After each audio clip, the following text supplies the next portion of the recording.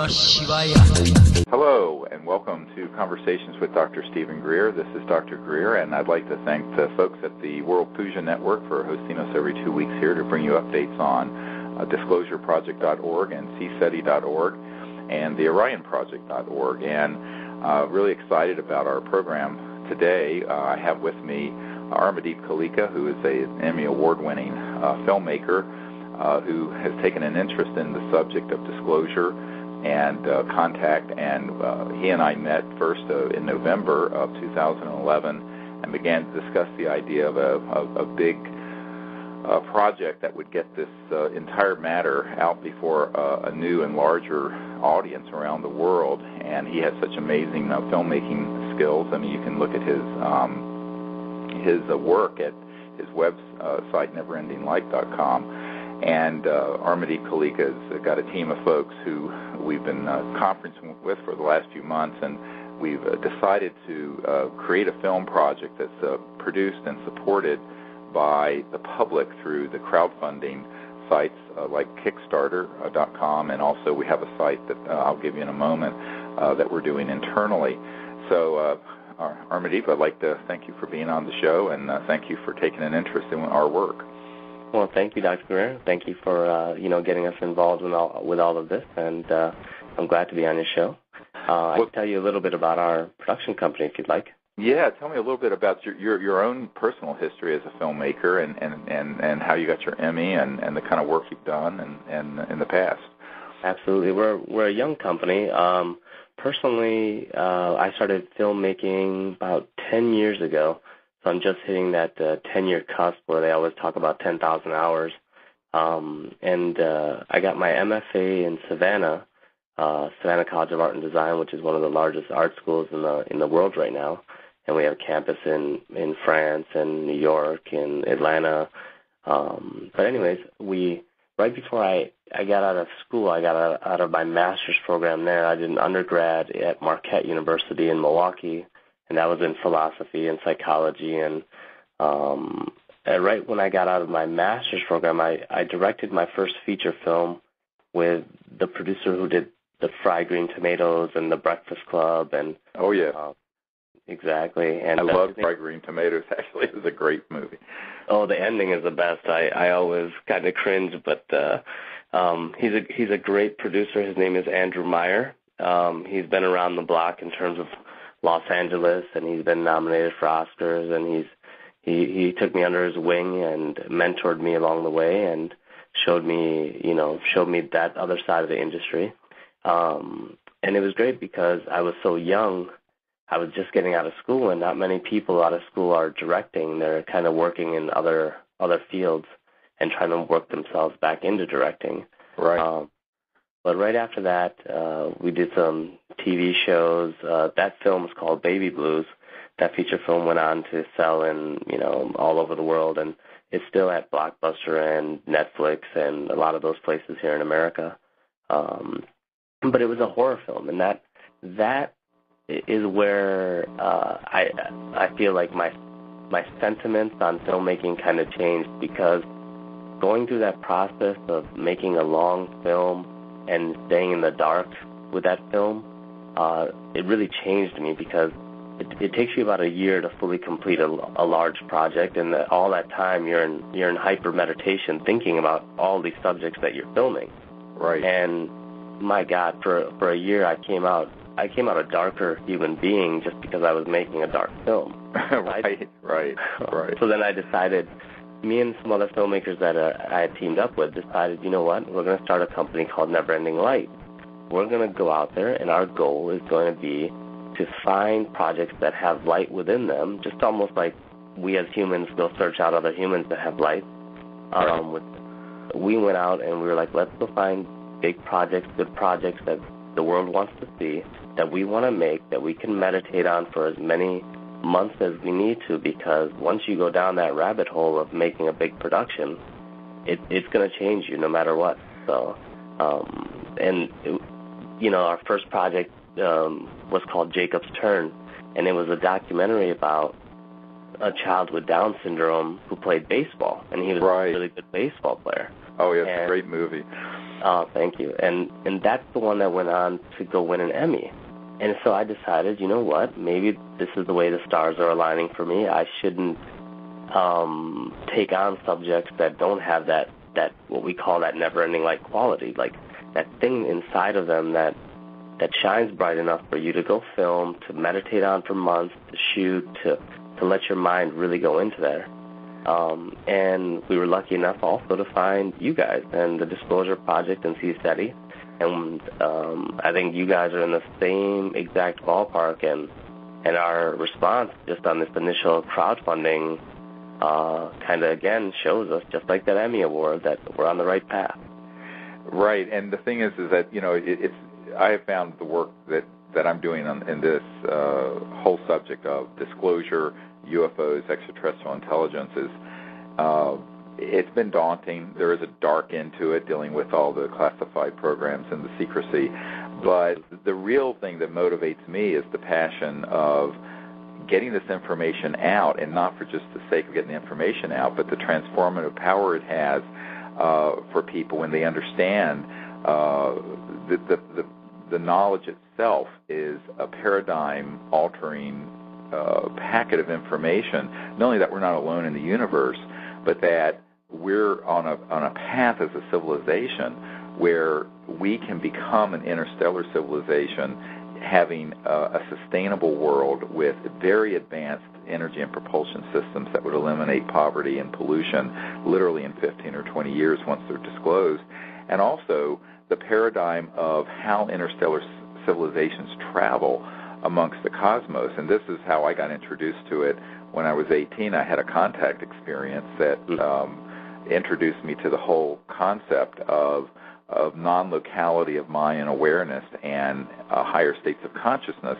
And with that, the sort of the whole area of advanced physics that interface with technology. And back in 1991, you know, I wrote a paper that went all through the CIA and McDonnell Douglas and Lockheed about technology-assisted consciousness and consciousness-assisted technologies, where there's this interface between thought and awareness and machine when you start dealing with technologies that go beyond the speed of light and go into these other trans-dimensional areas of energy. And this is something which has been known, it turns out, for the better part of 100 years, and yet we're still sitting here burning oil and coal and stuff and using relatively primitive technologies that are locked into the late 1800s. Even our telecommunication systems, the telegraph and stuff was 1844.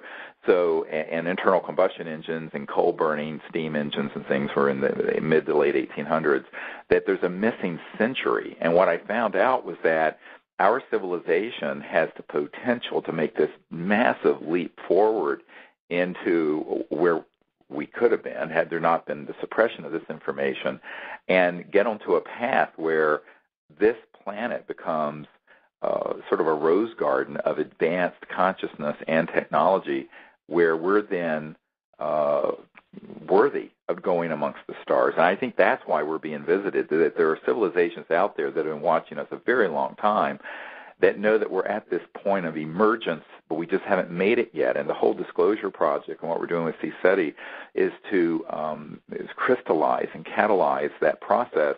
And I think that this film, teaming up with you guys is so important for us because, I've been doing this for 22 years, and since the Disclosure Project was announced and came forward about 10 or 11 years ago, we've had many, many filmmakers who've approached us. I mean, some really big studios, but none of them have been allowed to do it, and we didn't know how to do it because those folks were attached to big studios that kept killing the deals.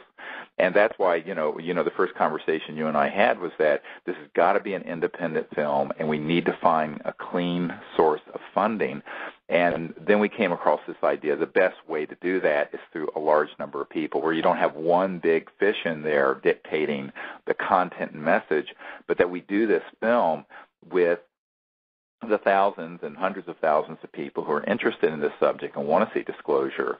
And that's why we've launched this whole effort. And I just want to mention to people, if folks want to help support this project, we're doing this purely through the funding of the public. You can go to serious.neverendinglight.com neverendinglight.com, and you can make a contribution. And you can also go to Kickstarter, although I don't have that URL with me. It's a huge, long bunch of numbers, but you can look for our project there also. The film Sirius is the working title. Sirius, S-I-R-I-U-S, like the star system. So, and this is what was exciting for those of you who've been following, this show on the World Puja Network for a number of years now, in meeting Mr. Kaleka, is that we have so much material. We have hundreds of top-secret witnesses, testimonies. We have the best archive of photos and videos. We have scientists who have actually built and worked on projects that deal with these very high voltage energy and propulsion systems that, if we can get funded, would bring us into a whole new civilization.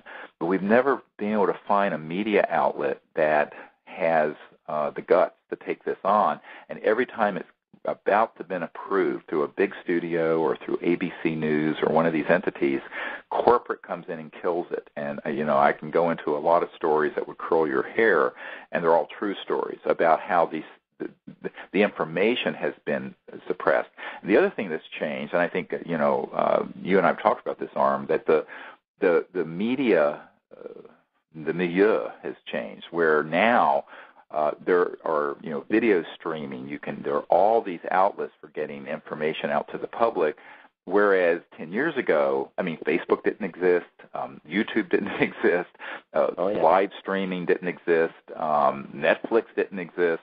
There's so many things that exist now. In general, yeah. So, that's another thing if you could comment on, because you've had some great experience with that, and I think this is where we're going to be able to make a huge difference with this project that couldn't have been done 5 or 10 years ago.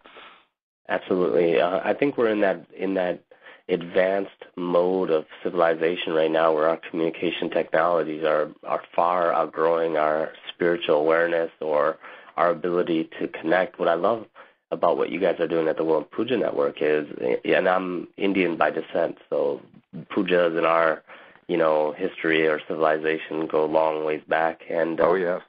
In spirituality in general, like what we're doing with this project with Sirius is we're involving a group of people, a large number of meditators or a large number of spiritually aware people, and we're getting them to corral together and push one project out at a time. And it's been done in the past, but not to the amount of, or the level of success we need to achieve in order to get this out. I just had a private meeting yesterday, and it was a Sunday, but we had to call a meeting at a Neverending Light where we had a group of producers, and we were running down all of the points that you're talking about right now, because we're like, well, we're going to get to that point where an independent film company, some other bigger people are going to try to come in and try to squash the project down, but how do we keep defending it? How do we keep pushing it along, even though other people are going to step in and say, no, you can't do that. No, you can't do that. And we've already started strategizing ways to get around other people, around distributors, around other studios that try to come in and even try to buy the project out from underneath you. And they might give you a good paycheck, but at the end of the day, are they just going to take it and shelve it in a library just so that nobody can see it?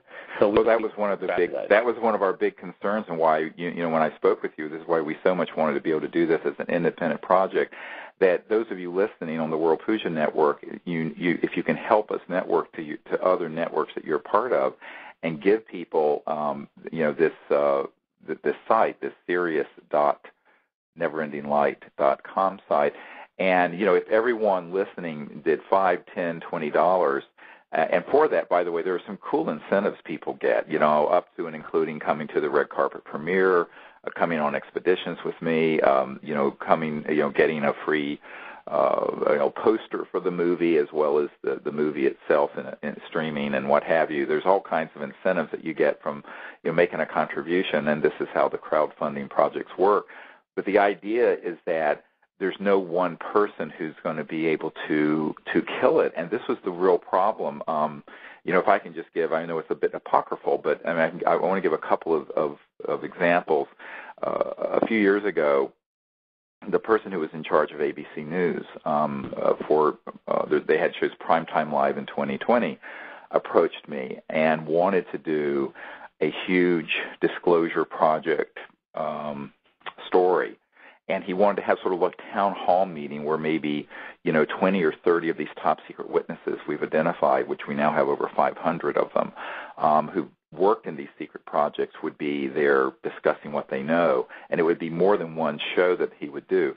So this executive producer came to our home here in Virginia, and I gave him 35 hours of the 110 hours that I have filmed so far of these people. And he was so excited. He says, either these people are all under, your spell and are making this up, or this is the biggest story in the history of the human race. I said, well, it's the latter. So he was very, very excited. So we went back to New York, and I had gone up there and met with people and, ran into Sam Donaldson and a whole bunch of folks. But then, I told him, I said, I'm not sure that corporate ABC is going to let you do this, and the parent company, Disney, and whoever it was at Capital Cities. And he said, oh, yes, I'm in charge of this program. I'm the executive producer. I said, okay. So 2 weeks later, this executive producer calls me up, and he says, Dr. Greer, they won't let me do this project. Yeah. And I said, well, Ira, who are they? And he said, Dr. Greer, you know who they are. And the corrupting influence in these large corporate media entities is real. It is not a conspiracy theory. And I've seen this over and over and over again. I had one of the biggest producers and directors at Fox Studios had a $60 million budget to do a film with me. And we had, he flew me out there. We met. He says, I absolutely have discretionary control over this. Because I brought this up. I said, I don't think they're going to let you do this. He says, oh, yes, I'm one of the biggest names in Hollywood. And I'm not going to mention who this guy is. He's a very big name.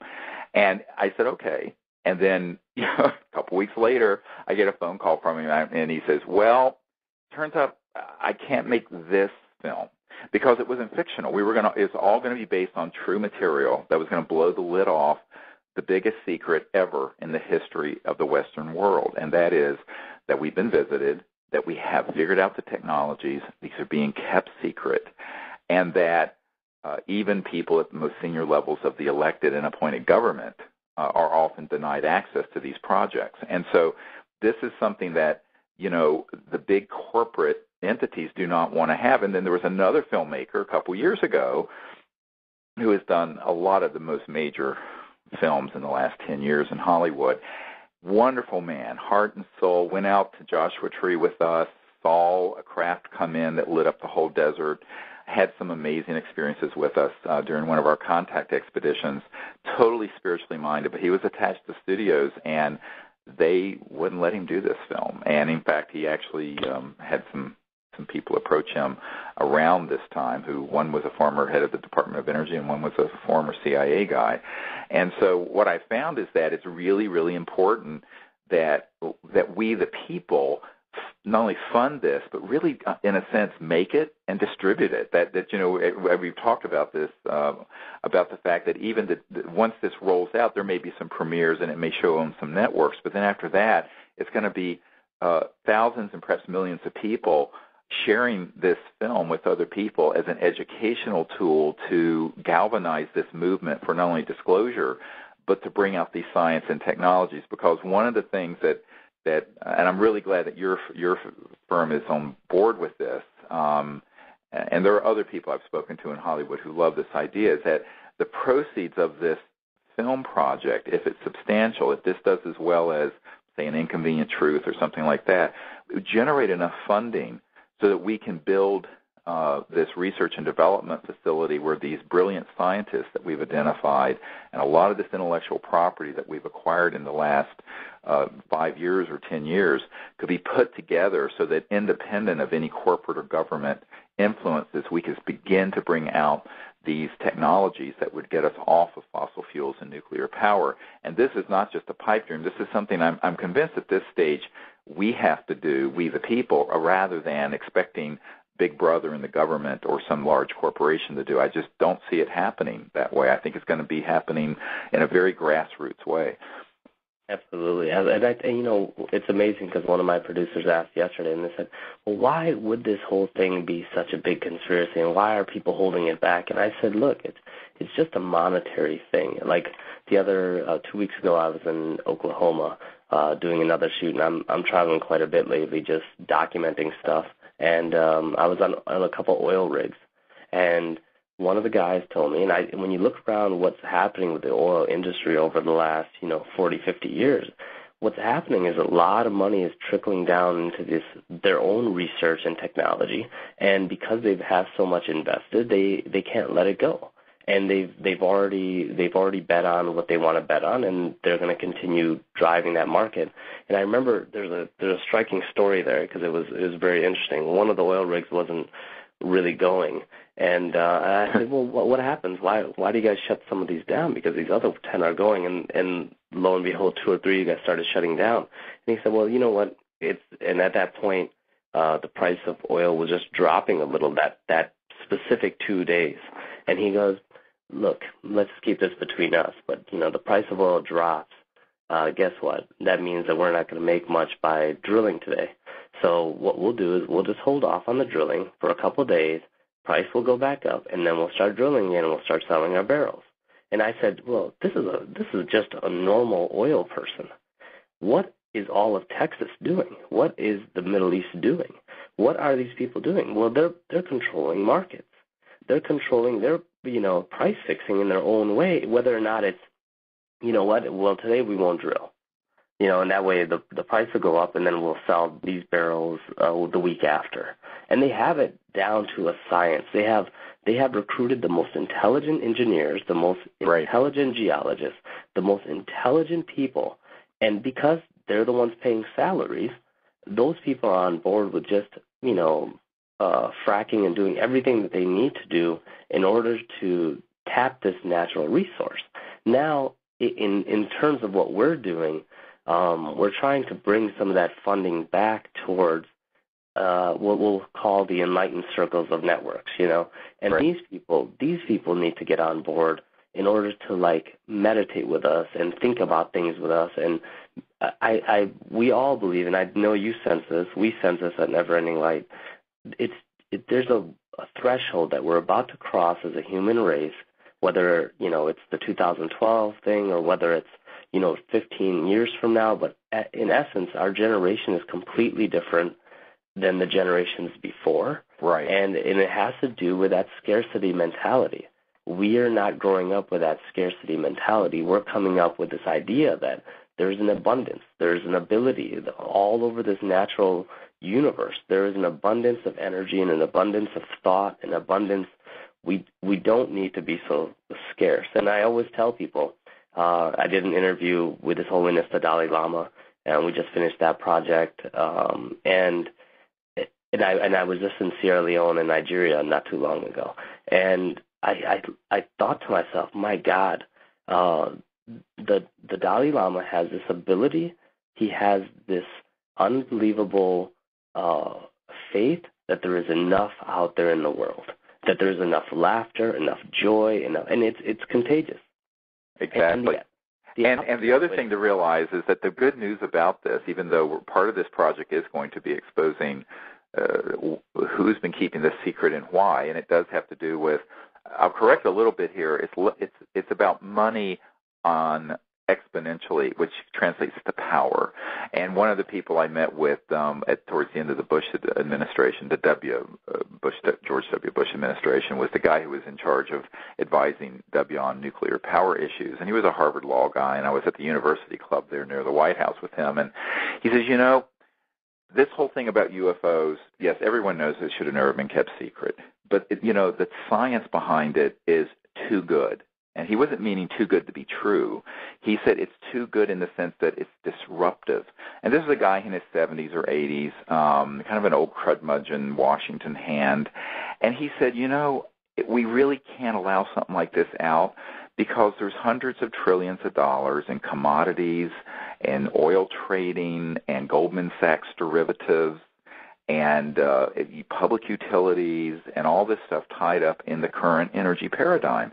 And I said, yes, but we're cannibalizing the planet, and there's 7 billion people, 48% of whom don't even have running water or a toilet to go to the bathroom in, and that's a true statistic. There's so much poverty in the world. And I said, we cannot fix that with the zero-sum game of this scarcity mentality, just so the uber 0.00001% can maintain this death grip on power in the world, and that's what it's about. And he says, yes, but you know what? He was very interesting. He says, it doesn't really matter if you're liberal or conservative. Once you get into a certain level of position here, you don't want to rock the boat, and therefore everyone governs as a conservative, meaning we do not want change. So even if they say they won't change, once they get to that level of power, they realize that they don't want to see that change happen because they would have to manage it. It becomes very human. It's a very human story. And I'll never forget years ago when I was first collecting all these top-secret witnesses that the Disclosure Project has, my military advisor had met with an admiral who was in charge of CONUS, Continental United States Security, CONUS. And he said, you know what? Yes, I've heard of these things. They do exist. He says, but really my job is maintaining the homeostasis and the status quo of the world energy supply and macroeconomic system. This information would change that too much. And he says, I just want to get out of this command and retire and go fishing at my ranch in Wyoming. And he was very, very blunt about that.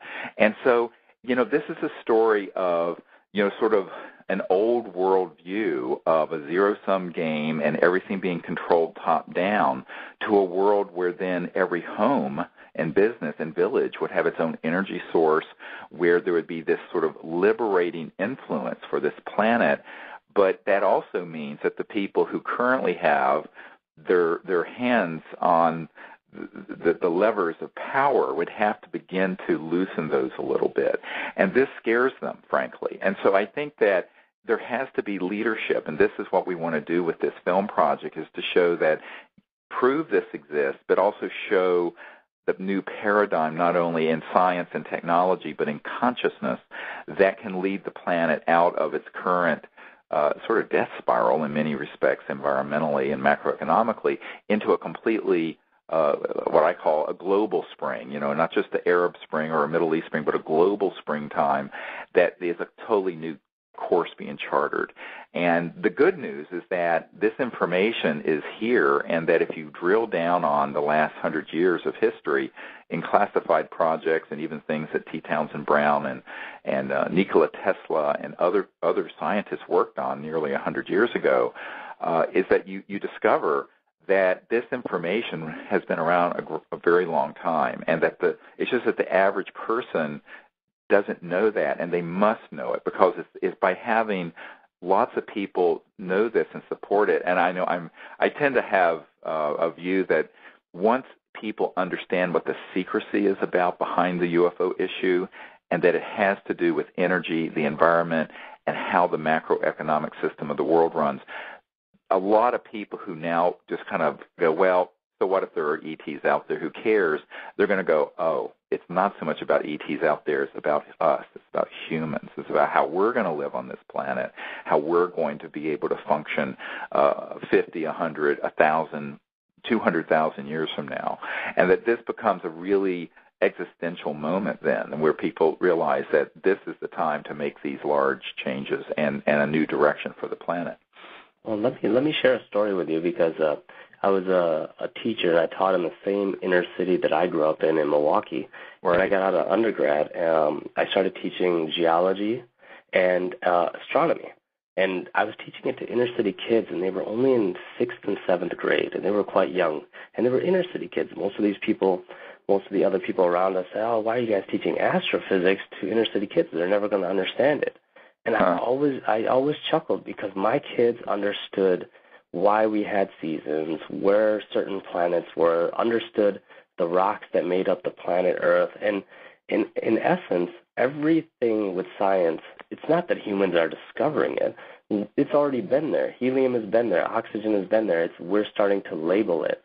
And so if that information, that technology and science is out there, and another life form has already grasped its concepts, we as humans can catch up. whether or not there's other people that are outspending us and, putting a lot of resource and time into it, we can catch up because there's an ability, if you have the faith and understanding that there are things out there that need to be cracked. The mysteries of the universe are not so easy. We don't know everything yet. I think I run into a lot of humans constantly that believe science has hit its wall, that we know enough, we don't need anymore. It's amazing because when you look at all the budgets in all of the major world nations, less than a fraction of a percent is going to science and technology. Right. And that's because they themselves believe. And if you compare that to how much is going to military or war or to economics or to building these monopolies of, money that don't even exist in the real world, and it's amazing. If we just took a mind shift and just shifted in that direction and go, well, spirituality and technology and science all go hand in hand. We could crack this if we put the light on it. And I guess that's what our company tries to do. Our company is we're a flashlight for humans. We're looking for these projects, and I'm glad that we found the Sirius project because I think it's definitely in that vein of leading people towards the light, towards another alternative, towards information that they themselves do not believe is out there anymore. Right, and a lot of people, one of the things I found that has happened as I've spoken, I remember I was giving a talk at Purdue University to the aerospace engineering department there, and these were all master and PhD students and the faculty. And there was a man who is a professional debunker who's funded by the intelligence community, works out of NASA, named James Oberg, who was debating me there. And this is in the last few years after we did the big National Press Club disclosure event. And basically, he stood up in front of everyone and said that everyone from Gordon Cooper, one of the early, astronauts, to these people who are colonels and generals and former ministers of defense who are in the Disclosure Project witness pool, all had a false memory syndrome, or were just making things up to get attention. And, of course, I just kept going. I just stayed with the light and the truth and gave the evidence and talked about this. And at the end of it, what was interesting is that here were all these very left-brain scientific aerospace folks. And this is the same school that Neil Armstrong, who walked on the moon the first time, and a lot of other prominent people came out of. There were like 300 people around me trying to get more information, and there were 2 people around this debunker.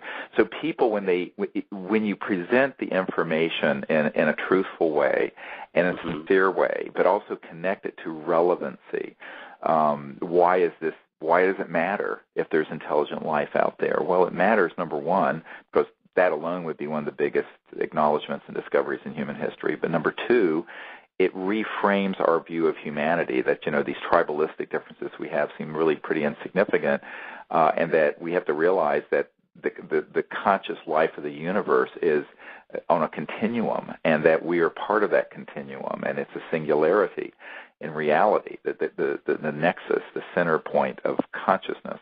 As this very famous Schrodinger, who invented particle wave theory, which became the foundation of quantum mechanics back in the early 1900s, he said the total number of minds in the universe is one. That is, it is a singularity.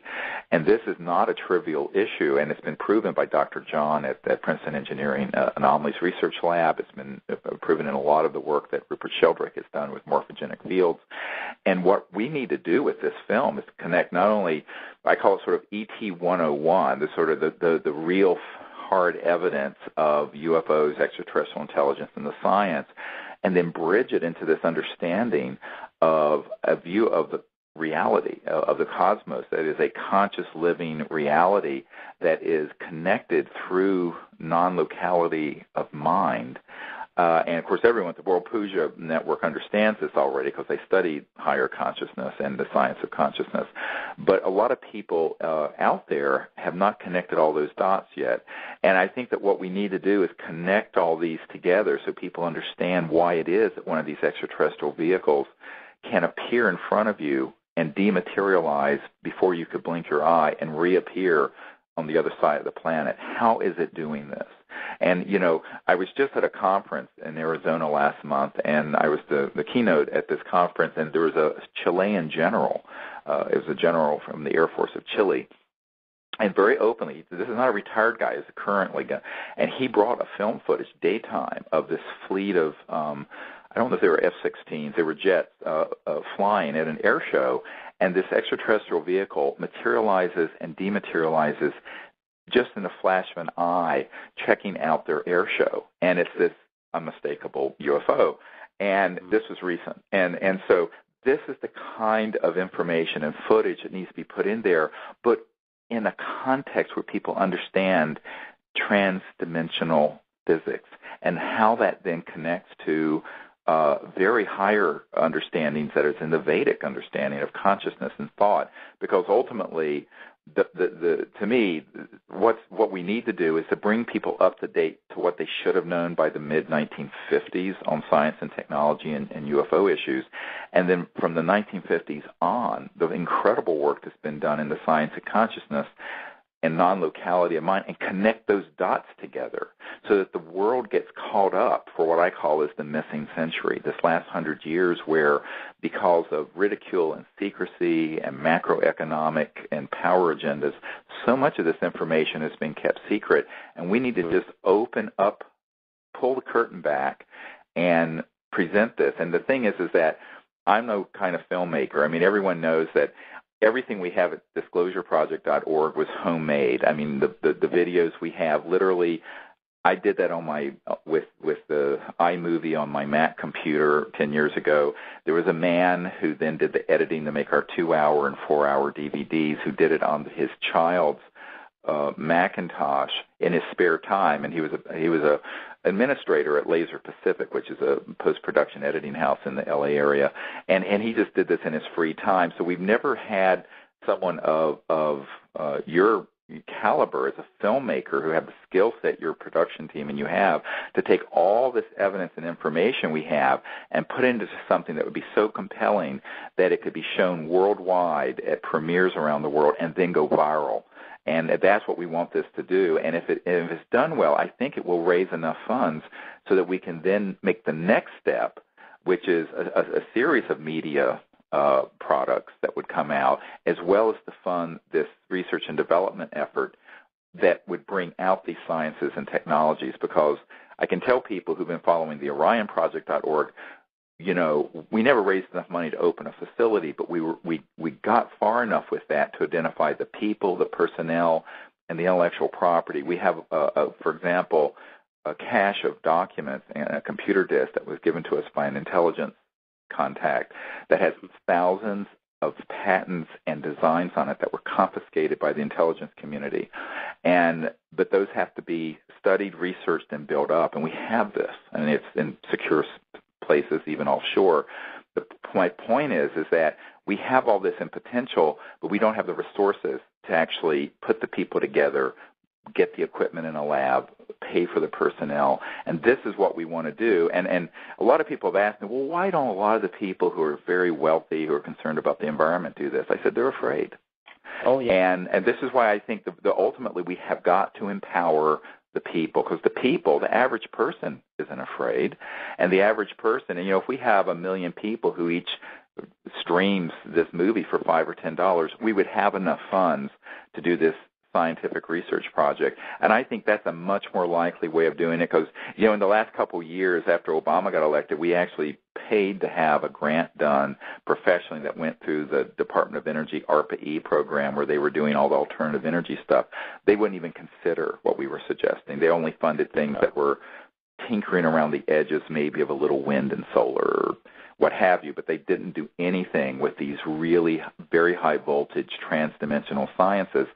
And we weren't surprised by that. We thought we would give them a chance, but they were completely non-responsive. And this brings me back to the point that ultimately this is in each of our laps. And the way that you guys who are listening and your friends and family and networks can help is to go to serious.neverendinglight.com and make a contribution, or to Kickstarter. If you put in Serious in their search engine on Kickstarter, the project will come up there for you if you want to go to Kickstarter.com. So And it's amazing. There's a paradox. There's a paradox of you gain more power in this world, or you gain more wealth or resource. And I mean, we all have to look at that for a second, because wealth in general, whether it's land owning or having monetary wealth, it's a sort of monopoly money. And I'm not going to go into that because that could take a while, Right, but land owning, I can go into the very firm example of land owning in terms of the Native Americans.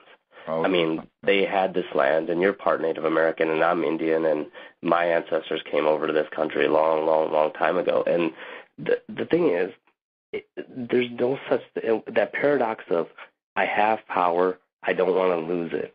That starts to make you weak and starts to make you feel like you don't want to get outside of that circle. And then the other way, the people who believe they are powerless, group them together, and they are powerful.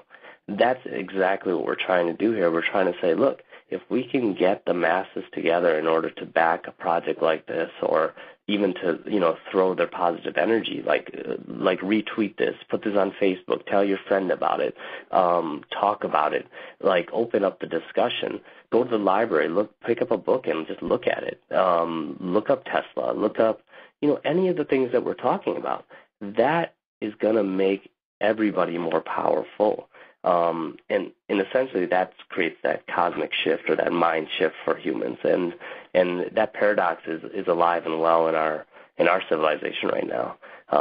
So this project in general, we hope to put this project out there in a way that people will be motivated to do the next 12 steps that you just discussed, which would be, let's try to set up a very secure system for intelligent engineers who are trying out new technologies to have a place where nobody can know about them. They can stay anonymous and nobody can come after them, because you and I both know that people do confiscate your technology or confiscate your prototype, or, they do get your papers, or they do break into your house and all of a sudden, ransack it. It's not a safe world. And of course, one of those stories is going to scare 100 younger engineers from doing it. And that's right. And fear is the mind killer, as they say. And what I found is that, we a couple years ago, we had a man under contract with the Orion project to build up one of these prototypes. And he has worked, his story was that he came out of the University of Washington, and he was tutored by a man, William S. Bender, Professor Bender, and some others who had built in classified projects these so-called anti-gravity systems and energy systems that were transdimensional back in the 60s and the 50s and 60s. And so he studied under them, and then he started a company that was doing this. Well, about the time he had his prototype working, he had some jackbooted thugs came in with a national security order and seized the device, the equipment, and all of his intellectual property, and said, this is going into, quote unquote, the vault, and you are now working for us. And when he surfaced, he told us, the intelligence community owns my soul. I'm quoting. And I said, yes, I understand that. And he, however, his immediate handlers or management team said that, you should work with Dr. Greer to at least get out, not the things that fly, but the things that would create this sort of energy paradigm shift. And so he started on that path. And no sooner had he started on that path within a couple of months, and he was doing this in his spare time, because he was still working in an underground facility in near the Redstone Arsenal, Huntsville, Alabama. No sooner had he started that than a former CIA director who had become chief counsel for Booz Allen Hamilton and a lot of the big Beltway bandits in Washington came down with a team of people and threatened him, his family, and just basically he was so intimidated. But see, it was because we were trying to do this without adequate resources. And so when the few thousands we got through the Orion project, what we could do with that is just basically give grants to people who are kind of on their own, because you really can't build and outfit a research and development facility for a few $1,000s. I mean, let's get real. But so we were trying to do what we could, but in each case, it was too easy to take those folks down. What we have got to do is to articulate this vision, put out all the best evidence we have, make a call for new evidence, which we're going to do as we go into production on this, Amardeep, and then have the resources as a consequence of further galvanizing the worldwide disclosure movement so that we can actually do this properly and in a secure way.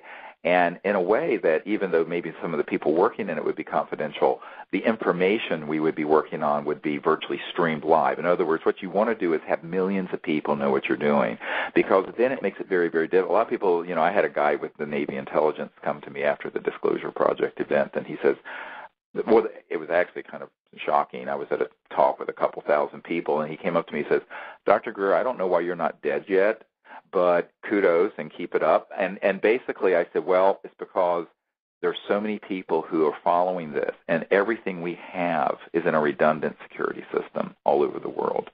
So nothing's in one place. I can just tell you that right now.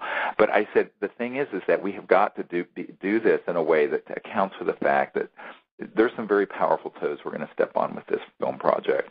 And that's why when I say that not only are you guys who are listening on this show going to need to fund it, you're going to need to be the chief distributors and networkers and even hosting in your hometown your own little premieres of the movie and things of this sort.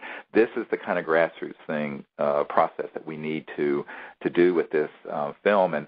And I think that in the past, we have not been able to create something like this with all the information and intelligence we have because we haven't had a talented filmmaker.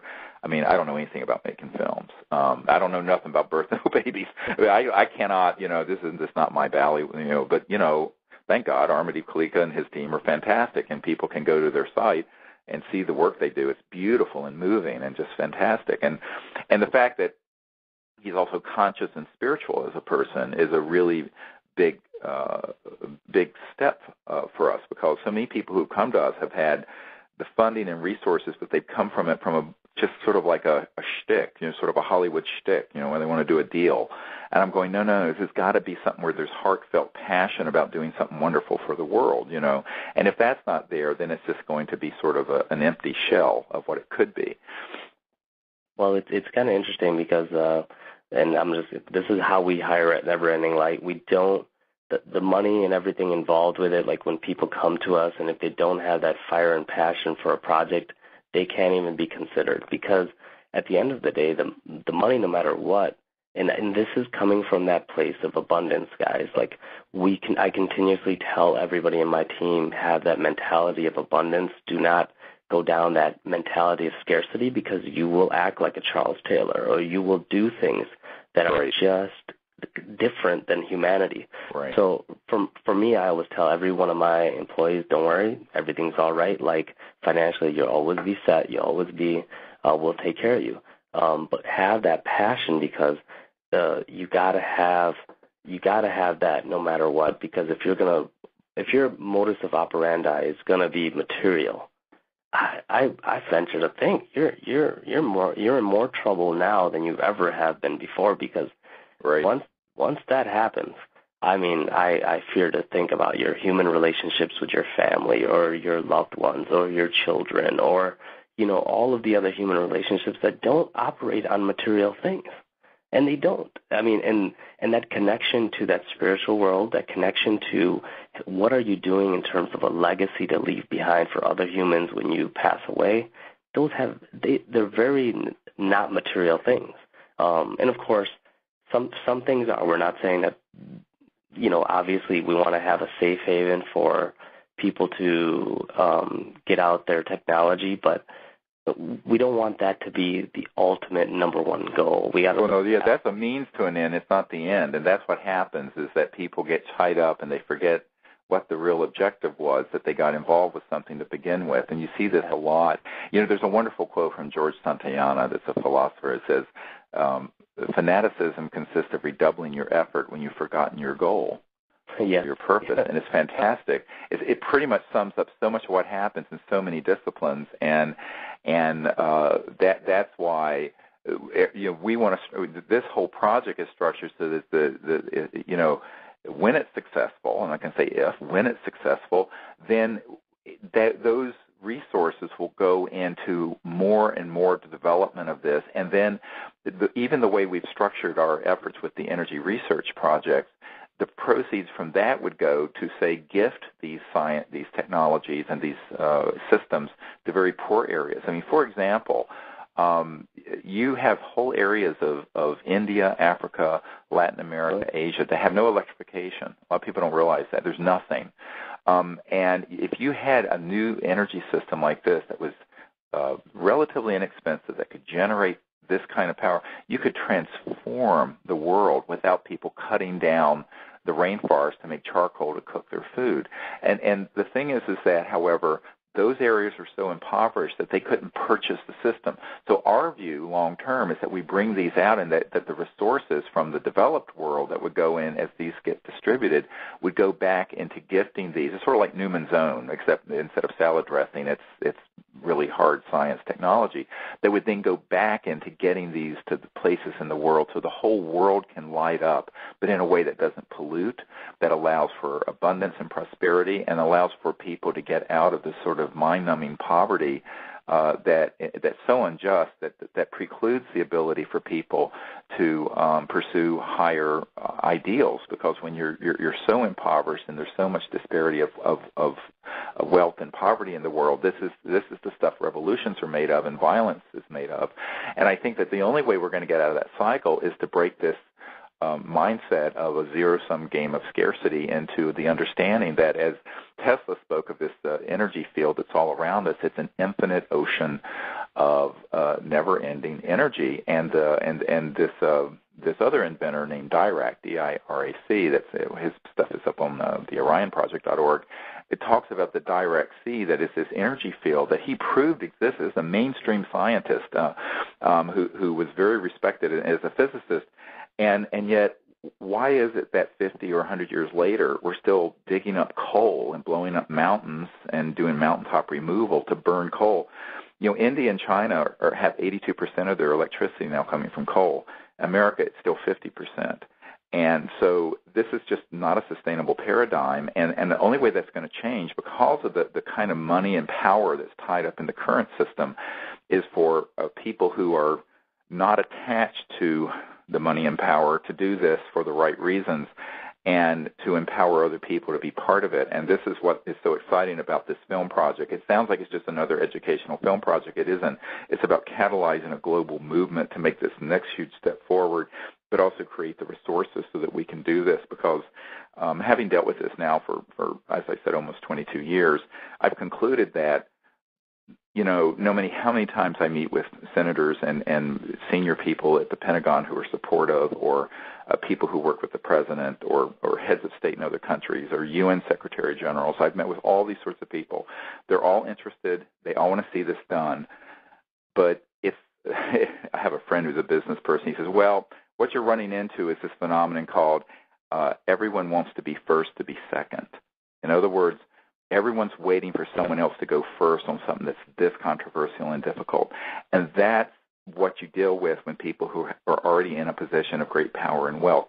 And this is why I think we have to sort of put together the effort where millions and millions of people worldwide, not just in America, but in India and China, and, you know, people who know how to get the YouTube posting we have now for this project on the sites that are in China and India and other places. This is all something we need to have done so that we involve the entire global community. This is not an American problem or European problem. It's a global issue. And that's why we need to do this in a global way. Well, you know, as a representative of India, I was born there. I go back there every other year. Right. I've seen it drastically change over the past 2 decades of my life. Right. Into, I mean, in the whole third world is going to end up like this, where they have a lot of coal going on. When you when you land in Delhi, all of a sudden you wipe a handkerchief off your face and it's total smut.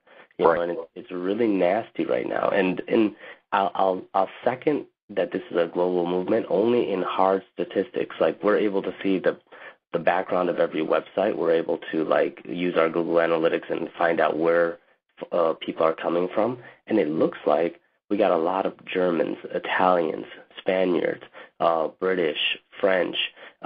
We have a lot of people. I would guesstimate over half of the people funding so far. And right now our funding has reached about 46,000 about 8,000 at Kickstarter and 37,000 at serious.neverendinglight.com.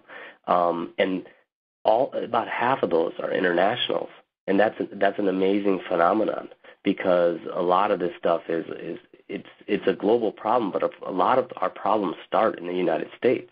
And another thing about this, and I get this question a lot, so I figured let me answer this on the radio show, is a lot of people ask, why do we have two websites going on simultaneously? Right. And let me clarify that. Because we were Neverending Light kind of was the architect behind the crowdfunding part of this. The serious.neverendinglight.com is a self-run website. Kickstarter cannot get rid of us if they wanted to. There's nobody. It's a totally independently controlled website, and it provides us the ability to continue funding if somebody larger than us ever comes in and just shuts us down. But they can't shut down that website because it's independent. It runs off this redundancy of 5-6 different servers all around the world. Kickstarter is a very specific, and of course we have a lot of respect for Kickstarter. We're not saying that they're part of this global agenda or anything. We're saying we never know. So we're duplicating. We do this a lot with science and technology. You want to have things in multiple areas, in multiple spots to keep safe. And with Kickstarter, we set up a goal that was achievable on Kickstarter. It's 43,000, and the reason we did that is because those would be like development and pre-production funds. But on serious.neverendinglight.com, you're able to see the whole budget. And at some point, we'll probably put up a PDF so totally to be transparent about where this money is actually going to. So all that stuff, once people get involved and they become part of the team, the newsletter goes out and kind of keeps filling you in, and that's the way we're going to keep our safety, is in order to be transparent, or being transparent. It'll help us stay safe. Right, and everyone who signs up and makes even a $5 or $10 contribution gets the newsletter and everything. And one of the things that's really important for folks to understand is the more funds that we have, the better the quality and the better the rollout of this educational documentary will be, and the better our ability to make it a worldwide successful event that can then galvanize these efforts for further disclosure, new energy research, and I have to say, and we haven't talked too much about that this hour, is the need for people to understand there has got to be a global initiative for peaceful contact with these visitors, because right now it's been very militarized. You do not have the UN or the Secretary of State dealing with this issue. CSETI.org has had a contact expedition team for some time, and by the way, those of you who want to join us, we're going to be in the high desert of Colorado in June, the middle of June. You can go to cseti.org and see that and join us. And we train people in these meditation techniques, remote viewing, contact techniques, and the whole science of transdimensional contact, because what's really important for people to understand is that it's sort of like during the darkest days of the Cold War, when Physicians for Social Responsibility were sending medical doctors over to the Soviet Union to sort of have a dialogue with other physicians there to break down this sort of impasse that we were in that was really dangerous. There needs to be a citizens' diplomatic effort, and that's what the CE5 or Close Encounters of the Fifth Initiative is, where we go out and attempt to make contact and do this in a very conscious way that is non-discriminatory and very positive. And I think this is really needed because, in addition to the issue with these cartels keeping the energy and the environmental situation in trouble, we have a problem where we have these civilizations that are obviously, we can prove, are visiting, but who's answering the visit? Who is saying, welcome and let's have a dialogue? We're not having this. The White House isn't dealing with this because, frankly, I put together the briefing for this president and for the last two, and those folks, even though if they know about the subject, they're not in control of the operations that deal with it. And when they ask about it, they're told it's none of their business. I have a friend who was at a recent meeting with Jimmy Carter, and someone asked, what was it like being the most powerful man in the world? And Jimmy Carter said, well, I wasn't that man. And everyone was stunned. It was at a dinner party, and they said, "What did you mean?" And President Carter said, "Well, there were things that I apparently didn't have a high enough clearance for. I was only the president." And people said things like, "What, UFOs?" And Jimmy Carter said, "Yes, that and more." And this is a true story. And so I think that people have to understand that even on the level of showing a face of humanity to these interstellar visitors that is non-militaristic, enlightened, and peaceful, this is something that we, the people, need to do, and that's going to be part of this project, is to get that concept out to the world population.